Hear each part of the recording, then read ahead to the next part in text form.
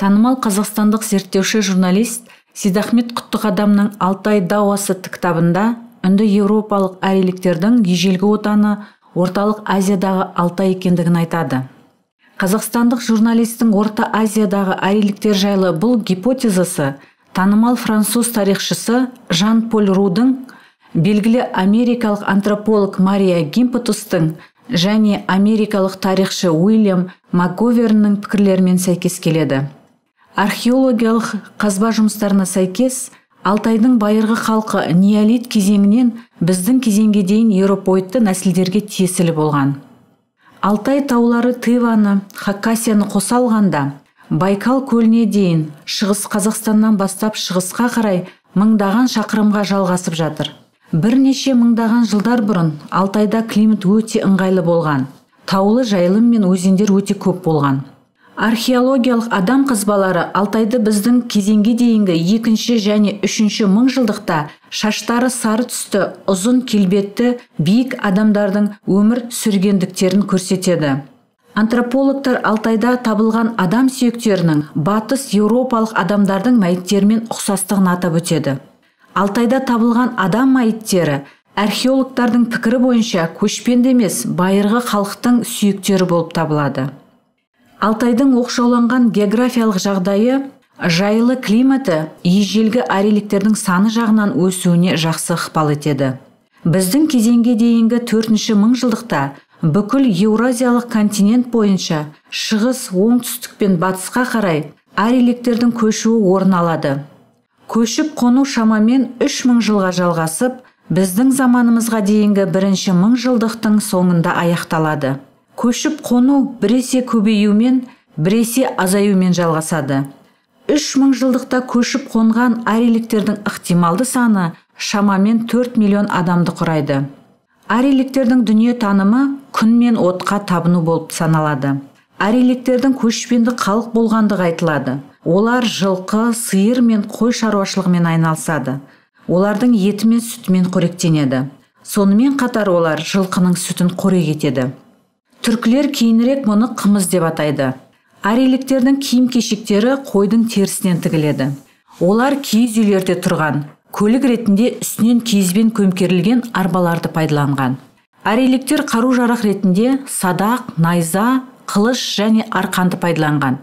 Ариліктердің тілі үлкен, үнді еуропалық отбасына тиесілі болған. Алтайдағы археологтар тереңдігі 15 метрге дейін сақталған шахталарды пайдаланып, қазбаны балқытатын алтын кен өндірген. Оның жанында кенді балқытатын пештер орналасқан.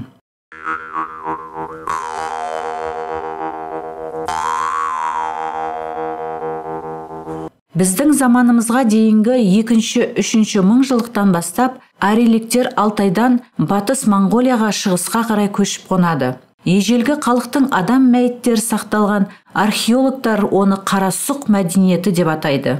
Одан әрі олар Қытайдың солтүстік батысына, оңтүстікке қарай Хуанхэ өзеніне дейін мекендеген. Біздің заманымызға дейінгі 6-7 мыңжылдықта ұлы Қытай жазығында ариліктердің Ди тайпасы бірнеше мемлекет құрған. Олардың бірі Хэбей хандығы, Чуншан жоғары мәдениетке ие болған, әсіресе қола құйма өнерімен танылған.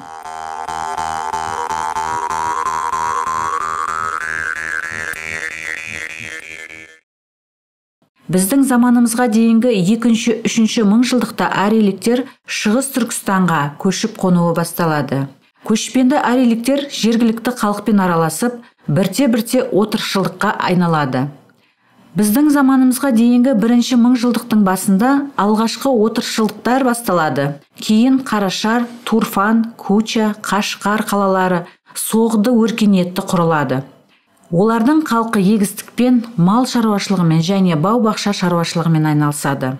Археологтар біздің заманымызға дейінгі 1 мыңжылдықтың басында жазылған тоқар ариліктердің әдеби жазбаларын тапқан. Біздің заманымызға дейінгі 1 мыңжылдықтың 2 жартысында Юйджи деп аталатын ариліктер шығыс Түркістанның Жоңғария аумағында көшпенді мемлекетті құрады. Юйджи біздің заманымызға дейінгі 2 мыңжылдығында ғұндармен шайқасып, Орта Азияға көшеді.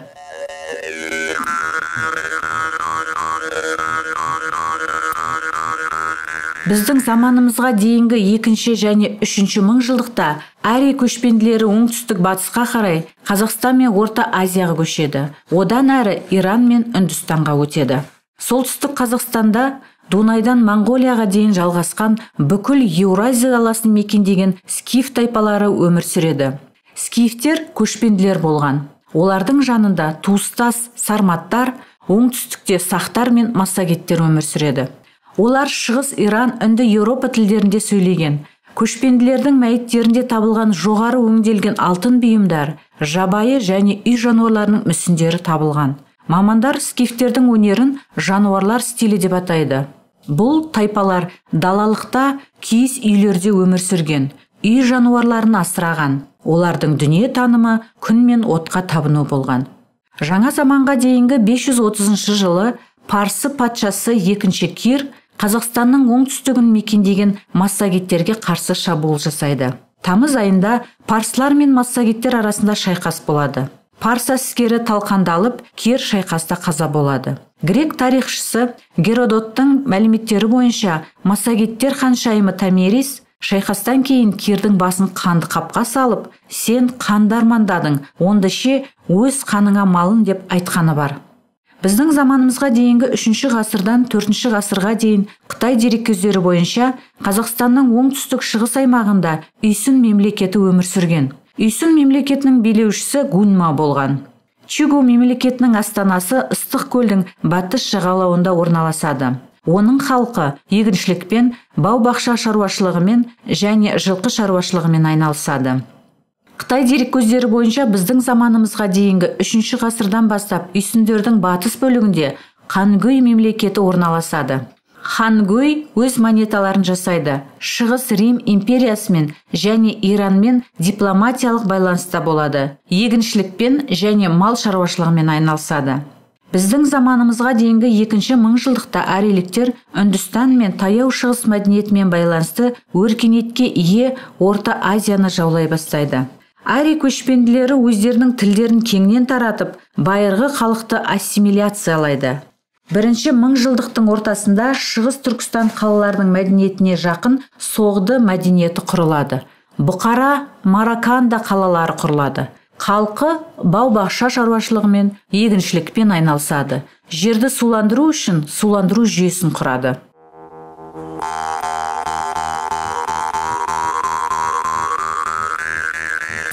Біздің заманымызға дейінгі 2003 жылдан 1900 жылға дейін көшпенді арийліктер Иранның шығыс таулы өлкелерінде өмір сүреді және одан әрі Үндістанға қарай жылжиды. Бұл парсы және оларға жақын медиа тайпалары болып табылады. Біздің заманымызға дейінгі шамамен 800 жылы парсылар медиалардан бөлініп Иран таулы өлкелеріне көшеді. Біздің заманымызға дейінгі 624 жылы Медия патшасы Кексар Дия тайпаларын біріктіріп, Парфияны, Урартаны, Арменияны жаулап алып, үлкен мемлекет құрады. Медия ирандықтардың рухани мәдени орталығына айналады. Біздің заманымызға дейінгі 558 жылы Ахемениттер династиясынан тараған Парсы патшасы 1 Кир жаңа мемлекет құрады. Бұл адамзат тарихындағы шығыста Инд өзенінен Эгей теңізіне дейін жалғасқан орасан зор аймаққа ие алғашқы әлемдік империя болады. Біздің заманымызға дейінгі 330 жылы Ахемениттер державасы Александр Македонскиймен талқандалып, оның империя құрамына кіреді. Ирандағы арийліктердің ежелгі әдеби ескерткіші Авеста болып табылады. Ол біздің заманымызға дейінгі 5 ғасырда салынады. Авеста Үндістандағы арийліктердің Ригведе әдеби ескерткішіне, мәдениетіне және тіліне жақын. Авестада шынайы өмір сүрген пайғамбар Зороастр адамзат тарихындағы алғашқы діни реформатор болып табылады. Зороастр ежелгі ирандықтарды жалпы адамзат құндылықтарын білдіретін дүние танымға бір құдайға бағынуға шақырады. Дегенмен Ригведада Үндістан эпосында ұлы құдай Индра деп көрсетіледі. Зороастр Авестада ұлы құдай деп Варунан айтады. Ригведе Варун екінші рөлде көрсетіледі. Авестада Иранның байырғы арийліктердің және көшпенді тайпаларын құрған Туранның арасында болған ұзақ шайқас туралы айтылады. Орта және таяу шығыс елдерінде мекендеген күрттердің, белудждардың, пуштундардың, тәжіктердің тілдері үнді Еуропа тобына жатады. Сонымен қатар оларға армян халқының тілдері де жақын.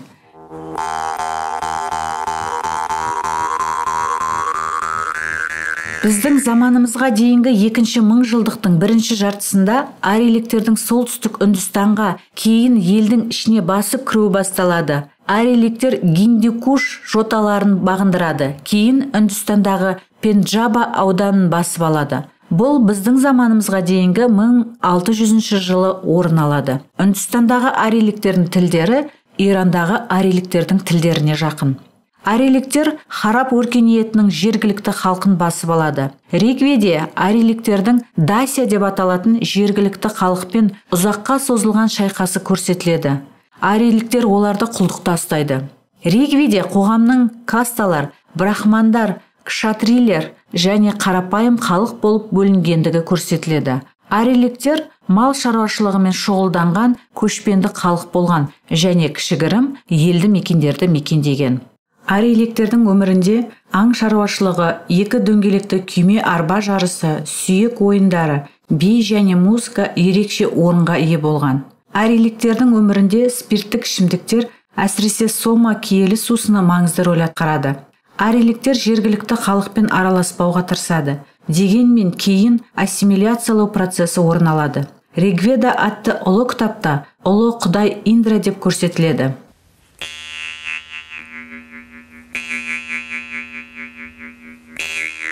Біздің заманымызға дейінгі 3-ші мыңжылдықтан бастап арий тайпалары Қазақстандық және Қара теңіз даласы арқылы Алтай тауларын асып, шығыс және орталық Еуропаға қарай көше бастайды.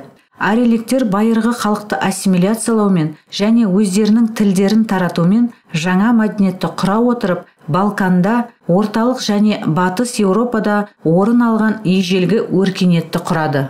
Арийліктер мал шаруашылығымен айналысатын көшпенділер болғандықтан, олар ең алдымен малдарды жаятын жайылымдарға мұқтаж болады. Олар өздерінің елді мекендерін табиғатпен қорғалған жерлерге, өзендердің бойына орнатып, биік қабырғалармен және үйінділермен нығайтады. Грек бабалары Қара теңіз бойындағы далалықта мекендеген ахейліктер Балкан жартаралына қарай беттейді.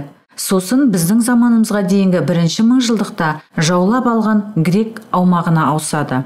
Ахейліктер жергілікті байырғы халықпен ассимиляцияланып, ұлы ежелгі грек өркениетін құрады. Арийліктер Еуропа континентіне біртіндеп қоныстана бастайды. Еуропаның ежелгі тұрғындарының қолданыстағы тіл үнді еуропалық тілге кіреді және келесі топтарға бөлінеді. Кельт тобындағы тілдер. Бұл батыс Еуропаны мекендеген ирландиялықтар, бретондықтар, шотландықтар. Екінші, солтүстік батыс Еуропада мекендеген герман тобы. Бұл ағылшындар, немістер, голландиялықтар, шведтер және басқа да халықтар. Үшінші, Прибалтиканы, Белоруссияны, солтүстік батыс Польшаны мекендеген Балтия тобы. Бұл прустар, литвашылар және латыштар. Төртінші, оңтүстік батыс Еуропаны мекендеген роман тобы. Бұл француздар, испандықтар, итальяндықтар және басқалар. Бесінші, оңтүстік шығыс Еуропаны Иллирия тайпалары мекендеген. Алтыншы, оңтүстік Ресейде және шығыс Украинада скифтер мен сарматтар өмір сүрген. Соңғы тіл славян тілдер тобы. Бұл Германия, Польша және батыс Украинаны мекендеген орыстар, сербтер, хорваттар және басқа да халықтар. Біздің заманымызға дейінгі 3000 жылдықтан бастап шығыс Түркістаннан шығыста, Атланта мұхитына дейін батыста, Инд өзенінен оңтүстікте, Алтай тауларына дейін солтүстікте үнді Еуропа тілді халық өмір сүреді және олар әлемдік өркениеттің жалпы тарихына және дамуына үлкен үлес қосады.